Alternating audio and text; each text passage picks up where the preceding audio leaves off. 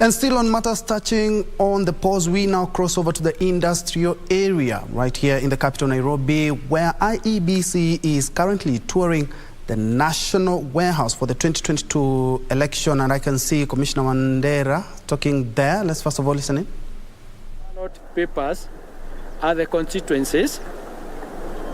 We have distributed 368 ballots of senator ballot papers. The women rep, we have distributed 410. Member of Parliament, 439 ballots. County Assembly member, 472.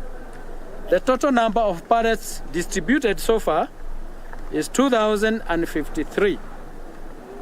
And these cover 35 counties and 216 constituencies.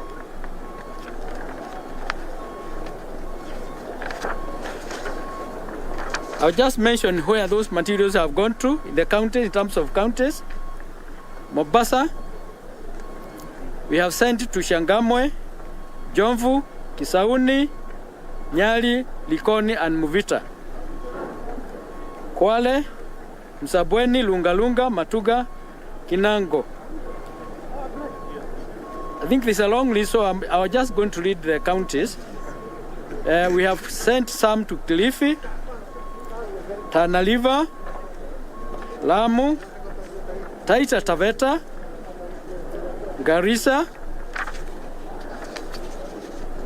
Wajir, Mandela, Marsabit, Isiolo, Meru, Tharaka Nithi, Embu, Kitui, Kiambu, Turkana, West Pokot, Samburu, Trans Nzoia, Uasin Gishu, Elgeyo Marakwet, Nandi,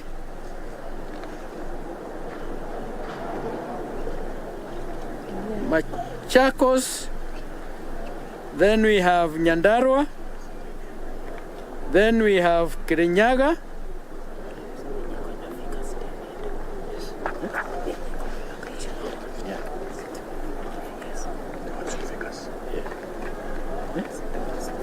yes, Vihiga, Bungoma,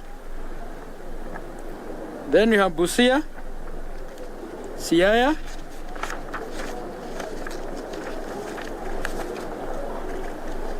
Baringo, Laikipia, Nakuru, Narok, Kajiado, Kericho, Kisumu, Homa Bay, Migori, Kisii.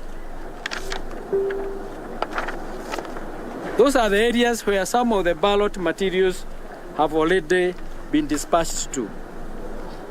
We still have, so far, we have distributed about 60% of the ballot papers that have been received here. And you are continuing to do this exercise. And our last day to make sure they get to the place is on 6th. By 6th, all the materials will have reached, all the ballot papers will have reached to their destination. I think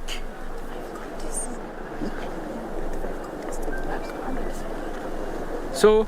I think that is the status of the distribution of ballot papers. And if there is any question, we'll entertain a few questions from you. Commissioner, a pallet contains how many ballot papers so that we are able to know? Okay, the normal size of a pallet will carry about 54 boxes. 54 boxes.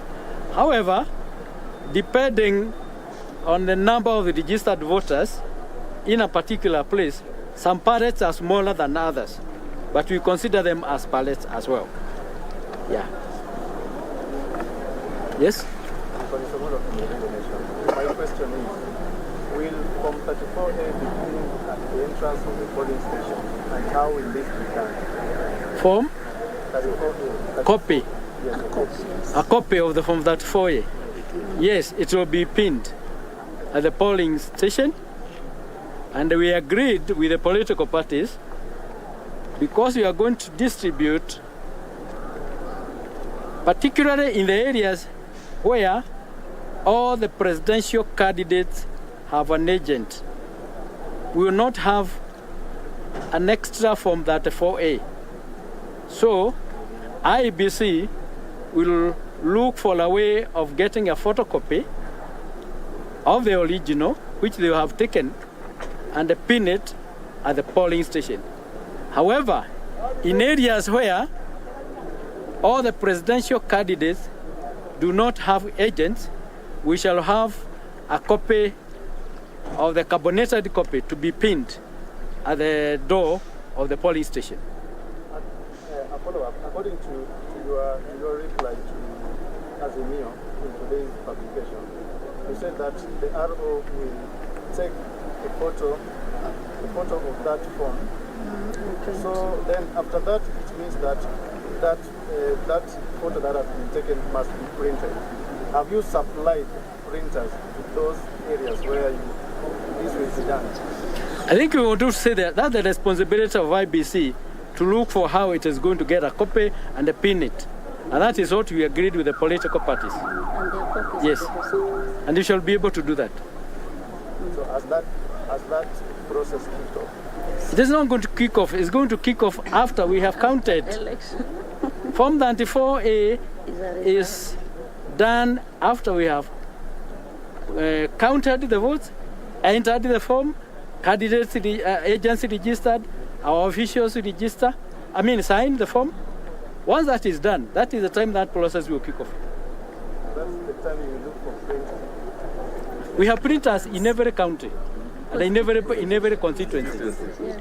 We have printers and photocopiers. Yes.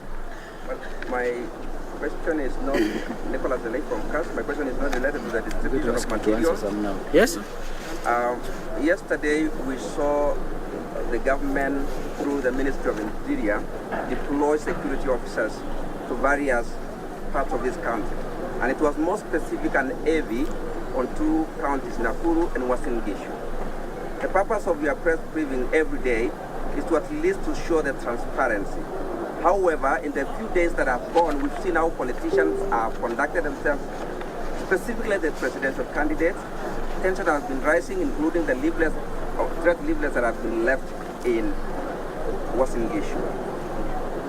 On that note, there are three concerns that generally maybe we journalists and even their stakeholders, the nation, might not have received a substantial response from your end.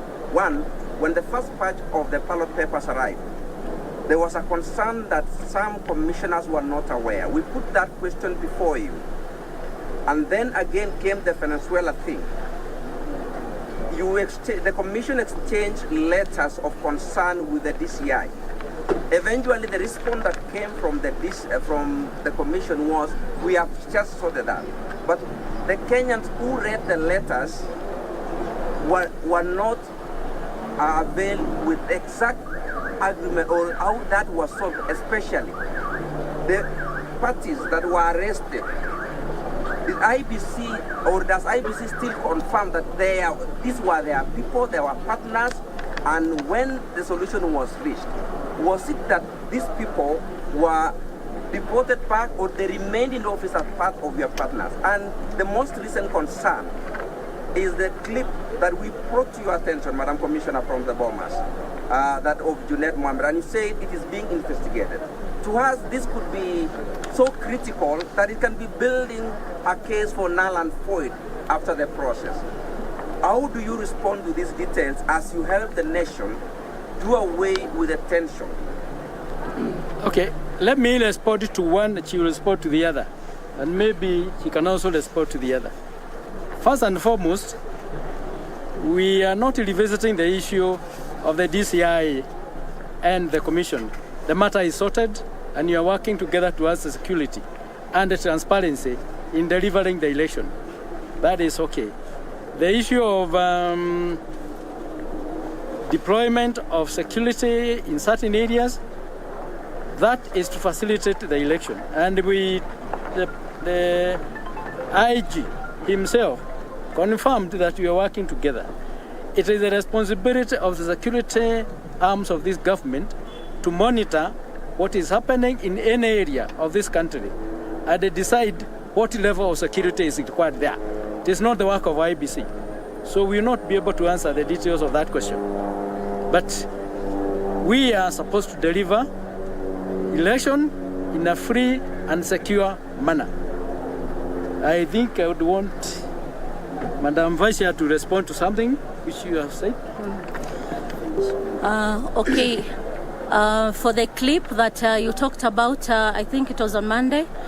Yes, as a communication department of IEBC, we monitor what is being thrown in the social media and we classify them accordingly.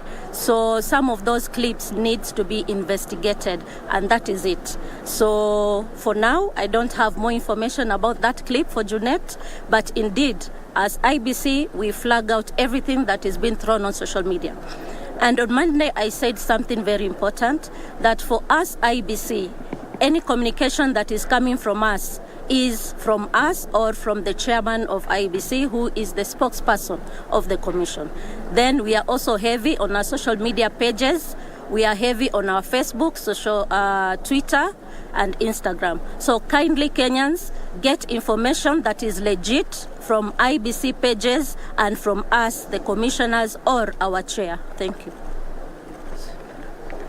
Yes, I want to add on the issue of security. Remember, we are partnering with other government institutions. One of them is the security team through the IG. IG is providing 2 police officers per polling station. And remember, we have 46,223 polling stations. So you say times 2. And then there are those escorting materials also. We have trained these officers and we request, and we cannot do this work alone. The officers we require are those who will be within the polling station and the marked area. But remember, the government also has to see security outside the marked area of the polling station. And that's the mandate of Inspector of Police. So where there are concerns anywhere in this country, that's their mandate and they are supposed to look at that. But that's a question which IEBC cannot answer. That will be answered by Commissioner of Police.